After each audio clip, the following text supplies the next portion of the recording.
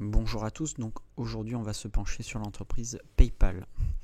Donc avant d'aller plus loin, je vous rappelle que la vidéo qui a suivi ne constitue en aucun cas un conseil en investissement. À vous de faire votre propre analyse. Moi je ne suis pas un professionnel de la finance et je suis un simple amateur.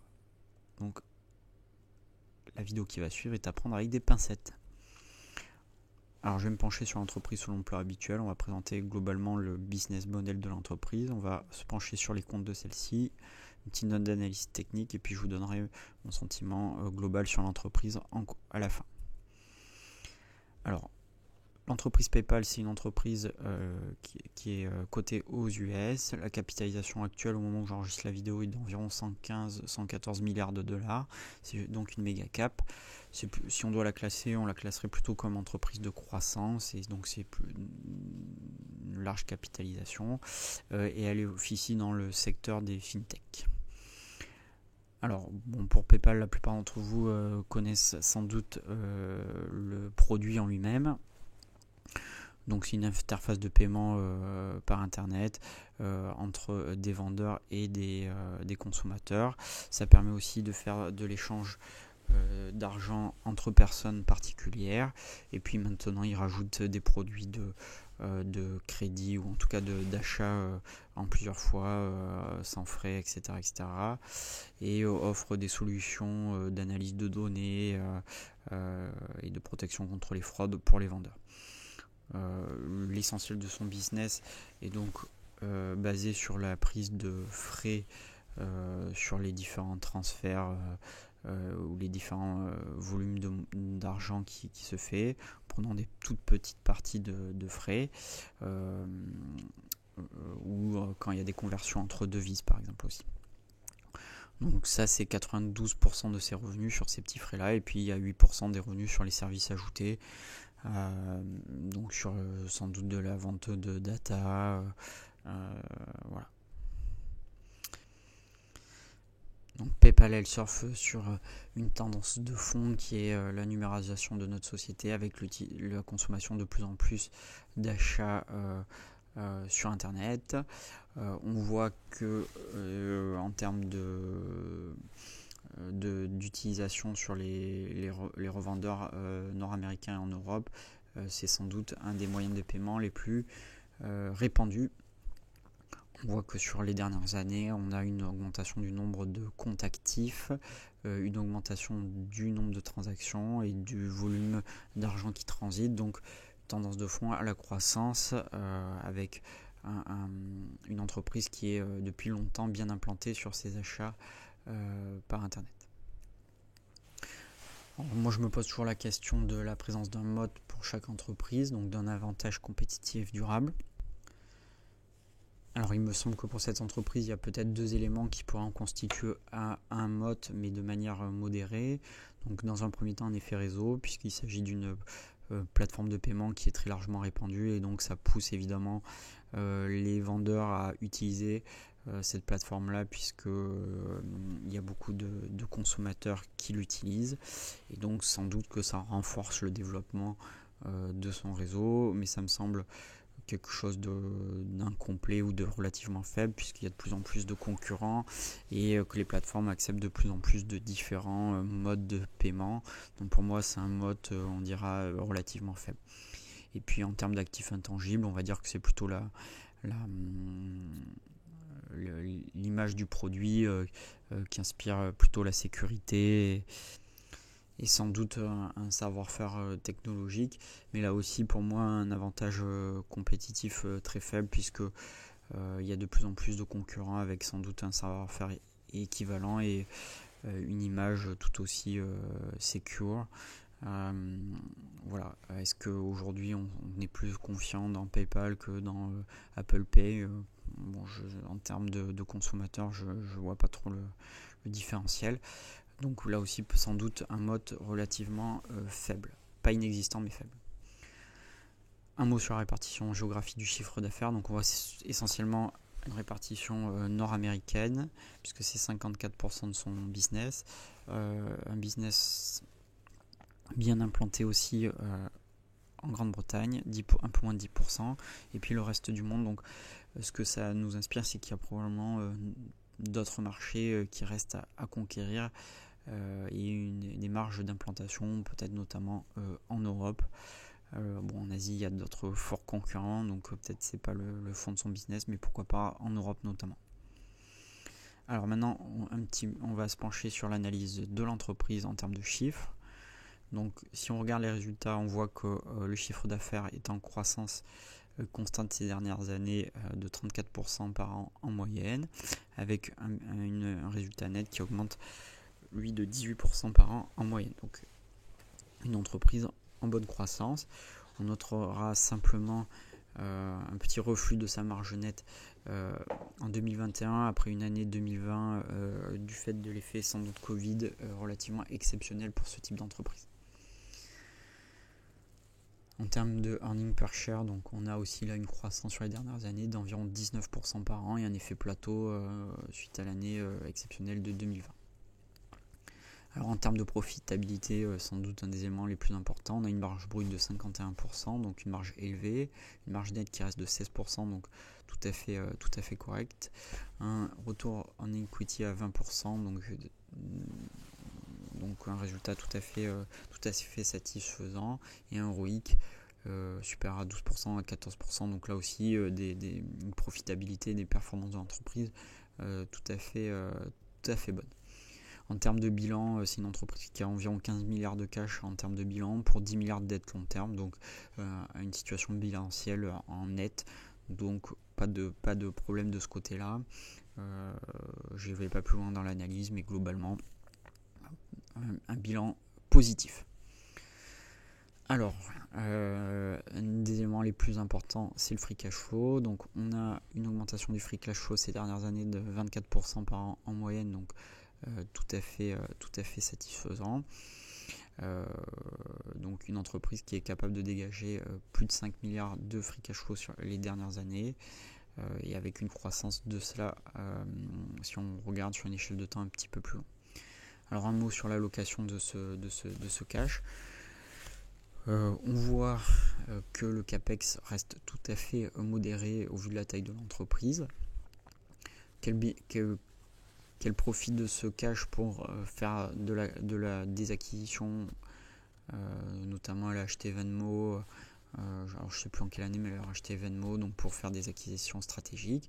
Et puis le reste de cash, on voit qu'elle a une stratégie de rachat d'actions tout à fait agressif avec plus de 3 milliards en 2021 notamment.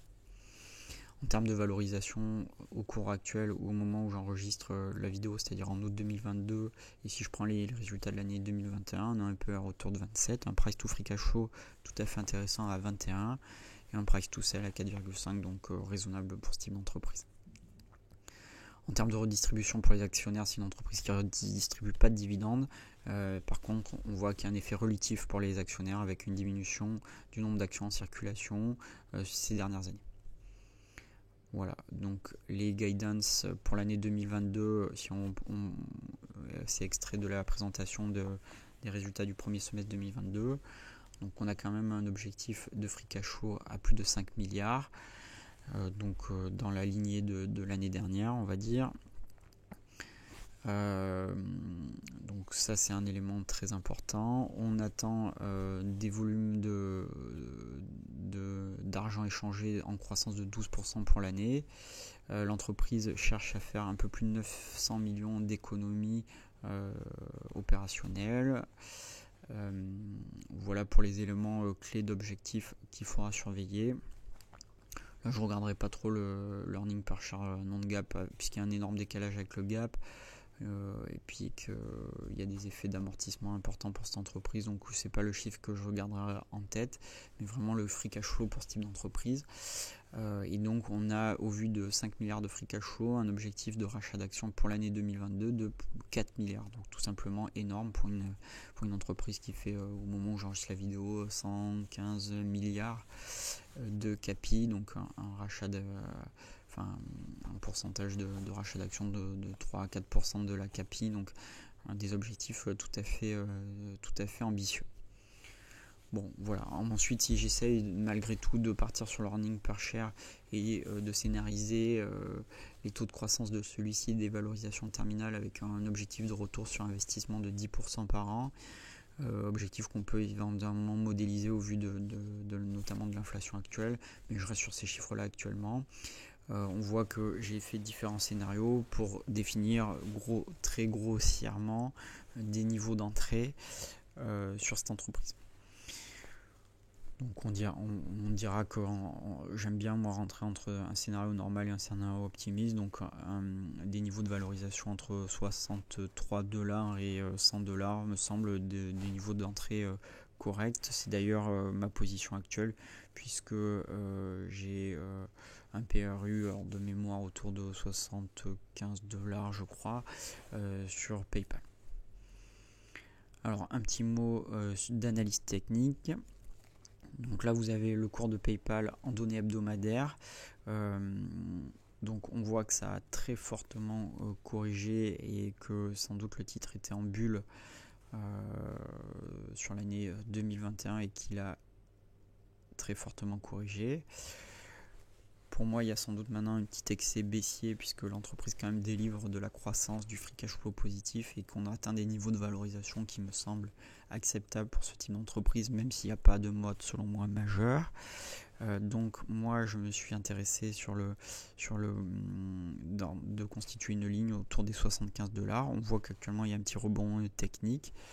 Je vous ai mis deux grandes lignes de résistance autour de 125 $ qui correspond à un petit niveau de rebond précédent et puis au plus haut avant la crise Covid. Après il y a un autre niveau autour de 140 $. Je pensais sur un gap baissier, je ne sais plus exactement, mais globalement c'est des niveaux de résistance pour le titre techniquement. Ce qui me semble plus intéressant à moyen terme, c'est que le titre reste quand même baissier et qu'il y a un niveau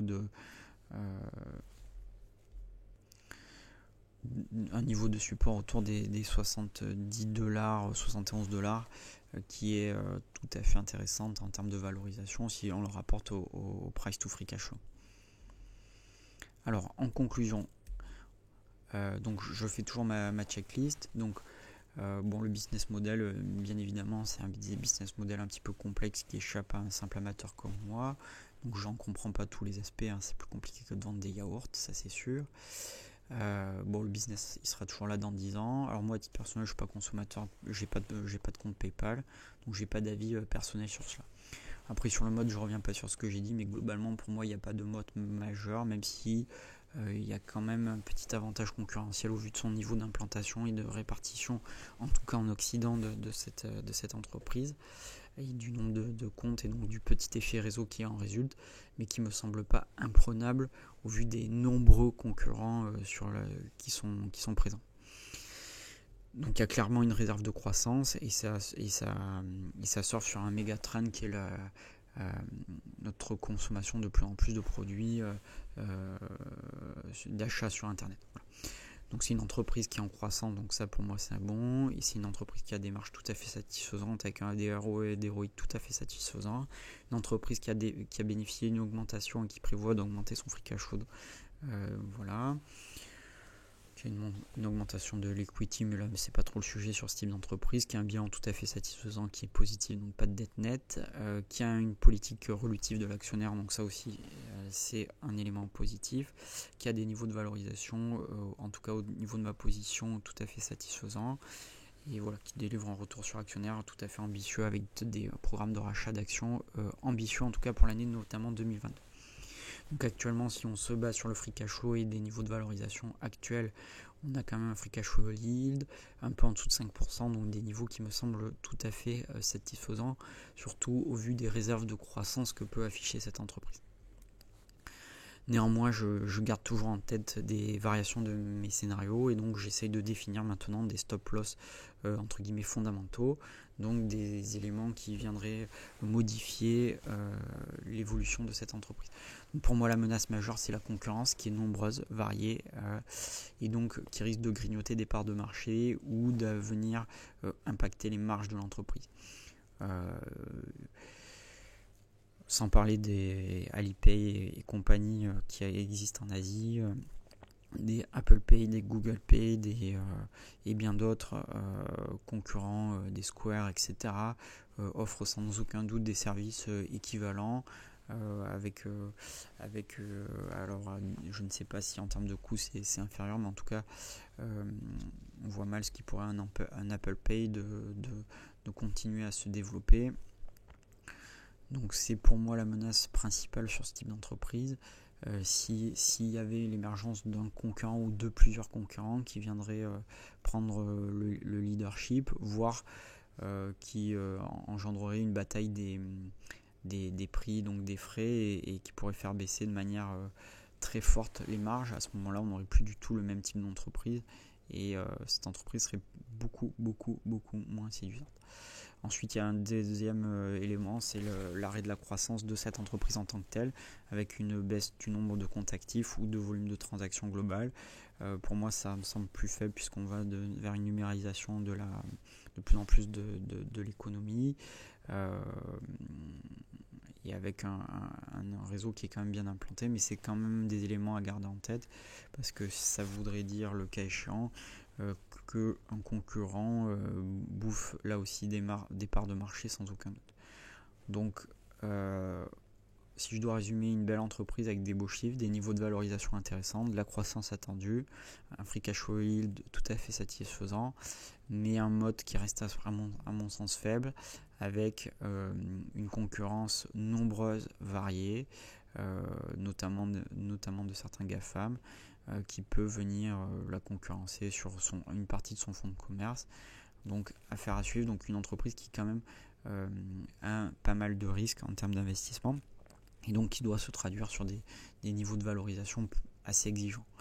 Voilà, donc pour ma part, j'ai un PRE autour de $75 qui me semble satisfaisant, que je renforcerai potentiellement un petit peu à la baisse le cas échéant, et une taille de position que je souhaite maîtriser, quoi. C'est pas une ligne que je souhaite avoir de manière trop importante dans mon portefeuille. Voilà pour mon analyse, n'hésitez pas à me dire ce que vous en pensez, et avant d'investir, je vous rappelle que c'est pas un conseil d'investissement, donc à vous de faire votre propre analyse. Voilà, à bientôt pour une prochaine analyse.